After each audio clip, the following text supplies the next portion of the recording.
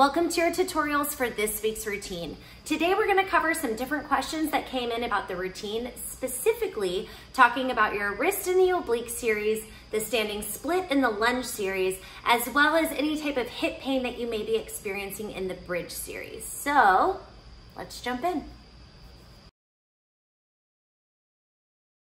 So we're going to start with the most commonly asked question, which is about wrist pain in the oblique series.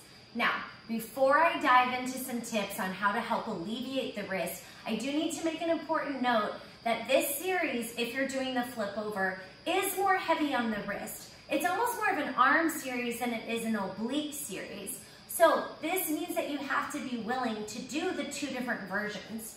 So we have one version where we actually flip ourselves all the way over. And then we have another version where you just turn and go to kneeling and open up, practicing stability. So if you're experiencing a lot of wrist pain, and even with my following tips, you're not able to get out of that wrist, try doing every other sequence with the alternative and then with the flip over, and that should help you out. But of course, I do have some tips for working to stay out of that wrist. So when you do your initial flip over, I want you to watch. Right now, I am sinking down into my shoulder. When you sink into the shoulder, you will automatically, you will automatically drive weight into your wrist. So on your initial flip over, you cannot let your body sink down. Instead, you have to stay lifted up and away from the floor. Now, I'm going to show you that correction again, and I want you to watch this foot down here. When I was sinking into my shoulder, my foot, can you see it? I'm a flat foot down on the floor. When I press up, I'm actually going to tippy-toe that foot to help me lift higher and push away from the floor.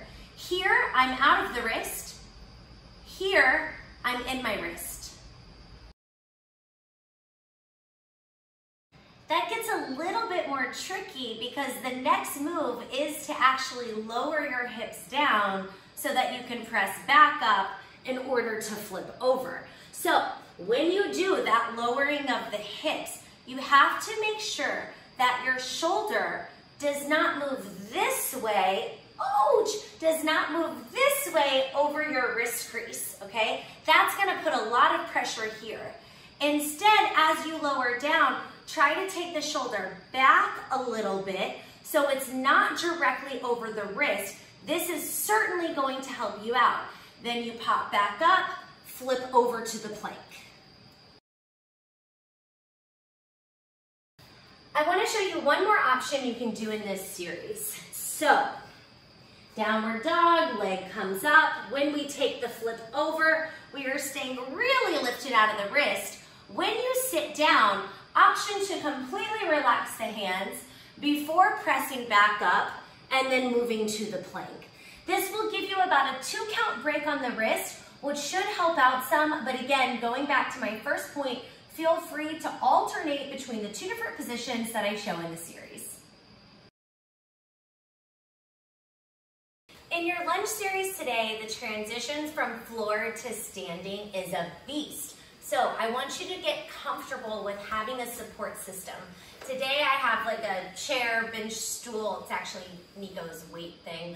But you can also use yoga blocks. You could use kids' toys. You can use anything that can give you any type of height off of the floor. The higher you go, the more supported you will be. So it would look a little something like this. You come down to the lunge. This is the hip opening stretch. Arms come up.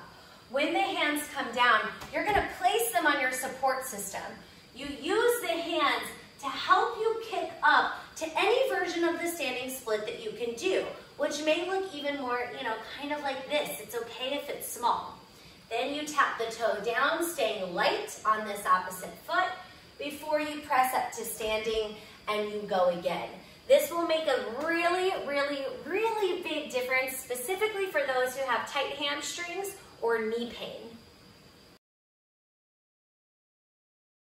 In the lunge series, we've had a lot of questions about the standing split. The question is, should the hip be turned open or should the hip be squared off? The truth is, it doesn't really matter, okay? If you turn open, you will get a bigger, deeper stretch in the opening of your hips. If you stay squared off, you will get a bigger, deeper stretch in your hamstring. So it's more about what your body needs and what your body wants. There's a good chance that one or the other is going to be harder, so maybe you choose to move toward the harder one for you, or maybe you choose to stay in the one that feels really nice for your body. It doesn't make a difference, user's choice. In your bridge series today, I'm asking you to do this big leg circle all the way around. And anytime I teach this move, I always get the question, what do I do if my hips are popping? Super common. So before I dive into an alternative, I want you to know a really important rule of thumb. Stop before the pop. Basically what this means is you take your range of motion smaller before you start to feel that pop. Usually a pop without pain is simply air leaving the joints, but it can be a little bit uncomfortable. So by altering your range of motion, you can remove that pop all the way around, and that will help you so you don't pop in the future. Super technical terms today.